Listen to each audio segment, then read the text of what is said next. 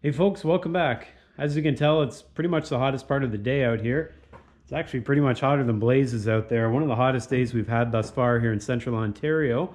And so I'm taking advantage of the shop here to get out under the shade in order to do something I've been meaning to do. And what that is here behind me. It's sharpening some chains for my chainsaw. Now, if you've seen my other videos, you've probably seen me use this before. This is the Oregon 410-120 model chainsaw sharpener. This thing I've had for a number of years, and it actually holds up quite well. It works very, very well, actually, in my opinion, and it is pretty straightforward. Some of you have made some pointers as you've seen my other videos, and it's really helped me to sort of refine my skills and really put a cutting edge, no pun intended, on my chains. Now, with that in mind, you guys are going to see me sharpen this chain in a moment. I've actually got two chains to do. But this one is pretty much a stump grinder at this point. This chain is definitely getting old, so I'm going to give it one last go around, and I'm probably going to put it up on the shelf for times when I'm cutting stumps down near the ground, because let's face it, I'm going to dive probably right into the dirt with this one if I'm cutting stumps, so I'll save it for that. I've got a better chain, at least a newer one, on my Husky 555 behind me. That's the auto-tune version. See my other videos if you're interested in seeing that in action. But that chain is going to get a sharpened too once I'm done this one. In terms of using this Oregon model 410-120 sharpener, it is quite easy, and it all comes down to the instruction manual. This instruction manual, as you'll see in a minute, is pretty simple and pretty straightforward, along with good pictures. And so it makes life a lot easier for guys like me who, my memory's good, but it's a wee bit short, and I tend to forget some of the adjustments if I don't have something to refer back to.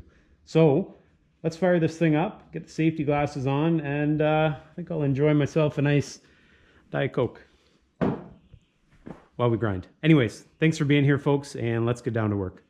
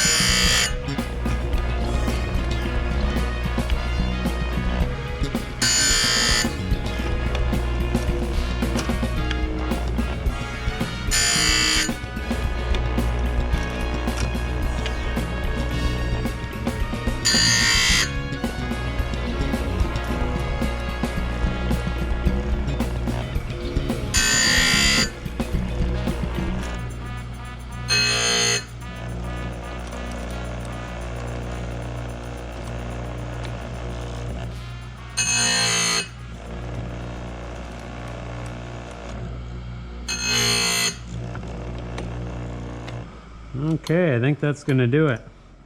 I'll take care of the depth gauges after. Set that one up there. Have a little drinkaroo, a DC. Okay, onwards. Let's get off the other chain.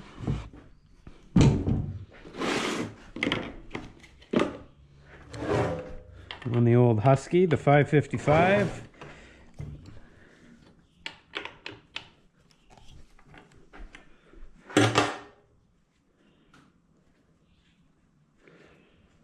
And one thing you're going to notice with this thing that I really like, and I don't know how many other models the Husky have it, the nuts for the chain, or for the bar rather, they stay on the cover. So, oops, definitely makes life easier. Speaking of which, I better clean this. Okay, let's get this one off.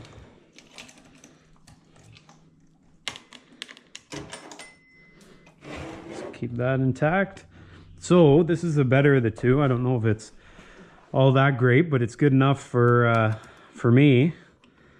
I've been meaning to get to the store and get another chain, but trying to avoid, with all the COVID going around, trying to do the social distancing bit. So let's get this thing adjusted. Now I have it set to 25 degrees, and I have a 10-degree downward angle and a 55-degree head angle according to the manual right here. Okay, so for you, you're going to have your chain listed. You can actually look up various models of chain here on the left-hand side, and you can choose which settings you need. But that's my settings. And so, because this chain is a little bit newer, the teeth aren't as worn, so I have to back off the forwarder. I don't know what you call that, forwarder arm. Try to get the setup right. And one of the viewers actually pointed out to me at the back here where my finger is, there was this adjustment knob that I wasn't using before, and it actually controls how deep the grinding wheel goes down into the tooth. And I do appreciate whoever showed me that. For some reason I overlooked it, so I'm gonna just take this in a little bit, make sure we get the full gullet. And I think that's probably gonna do it. Let's go a little bit further actually. Okay, and we'll advance it just a touch more.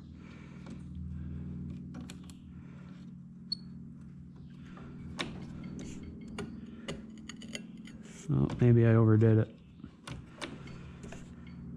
Okay, let's see what that looks like. Okay, and I always mark the first tooth so I know where I'm starting. And that way when I go around, I stop before I hit it again. I don't like to sharpen the same tooth twice, because then it could be slightly sharper than the rest. I don't know if that even makes sense. Anyways, I'm just looking at the tooth. You guys probably can't see it. You can see it on the back of my hand there. I'm looking to make sure that the grinding wheel touched all edges of that tooth, including the gullet. And to be honest with you, that looks pretty good to me. So we're probably gonna go with that. Okay, so I did that one, I marked it. So we'll start at the next one, and I pull back on the chain just a little bit of tension to make sure it's fully seated against the forwarder, or whatever that arm is. And then I lock her into place, we'll start it up, and we'll give her again.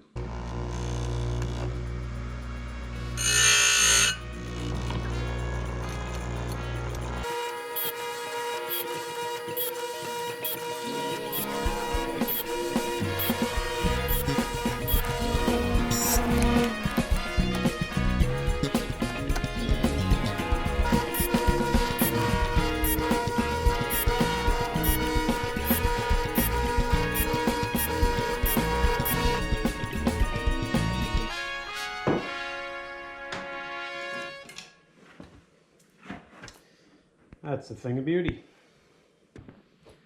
All right, let's get this thing put back on here. And one thing I'm going to do before I do so is to clean out the bar. And just be very careful. This often has a sharp lip on it, so just be aware of that. And the other thing I'm going to do here is I'm going to grease the tip. And let me just grab my grease gun.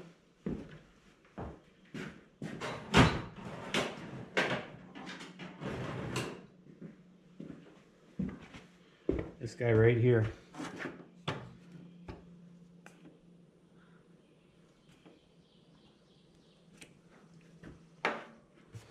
Good to go.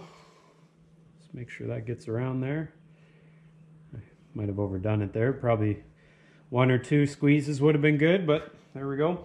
The other thing I'm going to do here, typically I'd clean this out, and I may end up doing that at a later time, but typically I just clean all this out, so you're starting fresh. But the big thing I want to show you is this bar is pretty worn out, but what I'm going to do just to prolong its life, and I do this anytime I sharpen my chain, is I flip the bar over, and then we'll put it back on the way it was. So flip the bar over, and let's not get this all mashed around. Let's get her on here. And I push the bar back, and that way I have a bit of room to fit the chain on. And you'll notice sometimes it goes back far enough to the point where it's going to line up. Other times you have to fiddle with it a little bit. Anyways, it's in position now. You can simply grab both sides of the bar, slide it forward, and you'll see it butts itself right up there. Next thing we'll do, we'll just give this a little clean-a-roo. And it doesn't take much for this to get all gunked up. I mostly cut pine and still have a whole bunch of gunk. The oil and the sawdust and whatnot. Anyways, I would typically clean that out a little bit better with a brush, but just for right now, I'll show you. Simply goes back on. Hopefully. It's easy. Not quite. If you get to a point where you're like me and this isn't sliding on, the cover's not sliding on perfectly, it's because of this. That little screw here will adjust that, what do you call that, a tension screw? Regardless, this doesn't line up with the hole in the bar. And so what you have to do is, you guys probably can't see it 100%. Come on down with me. See that hole right there? That one? That hole you need to have line up with this hole. Okay, so in order to do that, you need to loosen off the screw. There's a screw kind of covered by my finger here. See the screw there? Loosen that screw off so that it can line up with that hole, and or move the bar back and forth until the pin hits that hole. So that's what I'm doing. Get on there. Usually you can just move the bar, but I don't think that's going to work this time around. Just loosen that off.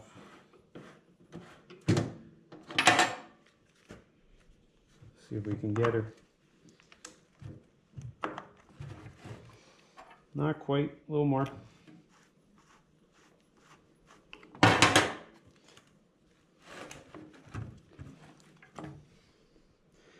Probably doesn't help, it's gunked right up. Okay, there we go. You shouldn't never have to force this cover. If you're forcing it, it means that pin isn't lining up with the hole. And yeah, never force things on this chainsaw here. Oh, what am I doing? Snug these up just a little, and then we'll retension the chain. And one thing I always do, see if I can find a block of wood here. It's funny when I need one, I don't have one. Oh, I can't quite reach it. There you go. Ouch.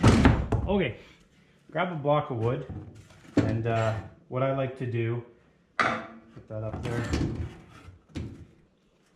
You can do something like this. This is a little precarious, so maybe I would just do it like this. But what I do when I'm tensioning my chain and ultimately tightening these nuts here is I put a bit of upward pressure on the bar end. And that way, after I tighten these, if this is already pressed upwards, there's not going to be any sagging, which would cause this to slack the chain. So just a little bit of upward pressure as I'm setting the tension. And the tension I like to set might be different from what you like to set. But I like it relatively tight, maybe, oh, I don't know, 1/4 inch. When I pull up on it, I like about 1/4 inch underneath the chain. I'm sure different people like different things. Check your owner's manual of your chain. I think I have the nuts just a little loose, so let's snug them up. Okay, that's a nice snap back for me. Actually, I think that's probably going to be good. So I make sure there's a bit of upward pressure on the bar, and maybe I'll just hold it like that.